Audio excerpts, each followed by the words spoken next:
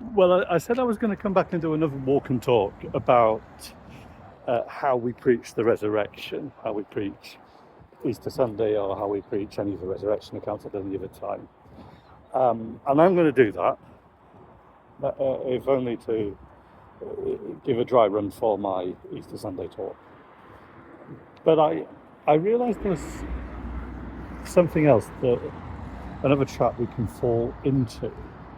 And I suspect that sort of reformed conservative evangelicals are not so much in the danger of doing this. Um, but it can be a danger.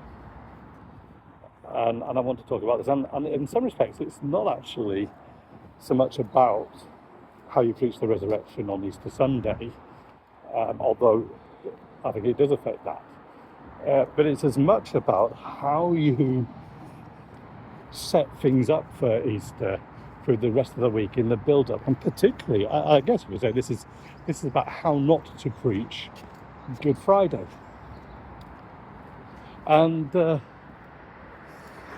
what it boils down to is this: you're likely to see lots of memes and lots of shared videos with the headline "Sunday's coming," and you'll see quite a bit of that around about Good Friday time. And it's not without its merit. There is something brilliant in saying we are looking forward to being reminded again so tangibly of the resurrection hope and joy that we have in Jesus. And also the rhetorical power of the I think the original sermon, the oratory that it's based on is incredibly powerful, incredibly moving. It's this thing, it's dark, it's Friday, the powers of evil are victorious, and they think they've triumphed, and they're mocking Jesus, and the disciples are scattered and fearful. But Sunday's coming. That is quite a rhetorically powerful statement, isn't it? But it can give the impression that we needed Easter Sunday to put right a whole lot of things that went wrong on Friday.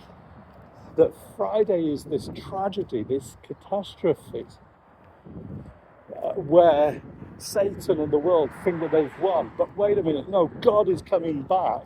It's sort of like Bradford City. I'm in my Bradford City top here. In the first half of the season, look, down and out, Walsall, local team around here, I shouldn't talk about this too loudly. Walsall looked like they were running away with League Two. And then something happened after Christmas, and there was this turnaround of fortunes, and Walsall have been on this long losing run, and Bradford City have been on this winning, unbeaten run, and then they've lost a couple of games, and it's all there, and we're a bit uncertain. Could it be Bradford? Could it be Port Vale? Could Walsall still come back? I'm not going to count my bad terms before they're hatched. But, that kind of imagery, and that football imagery, game of two halves, 1-0 down in the first half, but the second half you come back and equalise and then get the winning goal.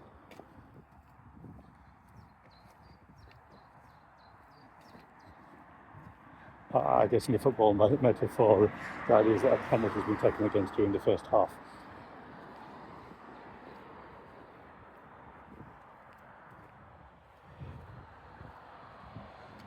And if that's how we portray, if that's how we think about Good Friday and Easter, we've completely misunderstood things.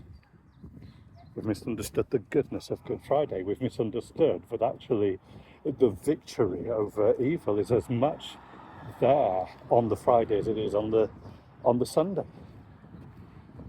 That the death and resurrection of Jesus are both of them together, inseparably, God's will and purpose. That we need both of them. And I think that means that we've we've got to be careful about over dividing things here. Fascinating, isn't it, that Scripture puts the focus on our justification being in Jesus' resurrection, not just in his death. And I think there are reasons for that, which we will pick up on when we talk about how to preach the resurrection positively.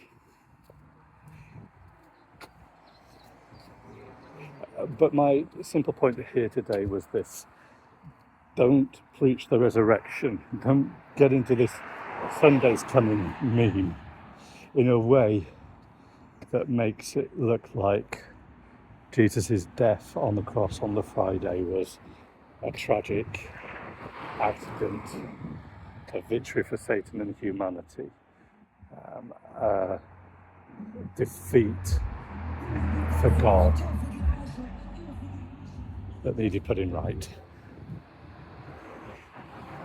Isaiah says that it was the Lord's will to crush him. He was pierced for our transgressions, he was bruised for our iniquity, and our punishment was laid on him.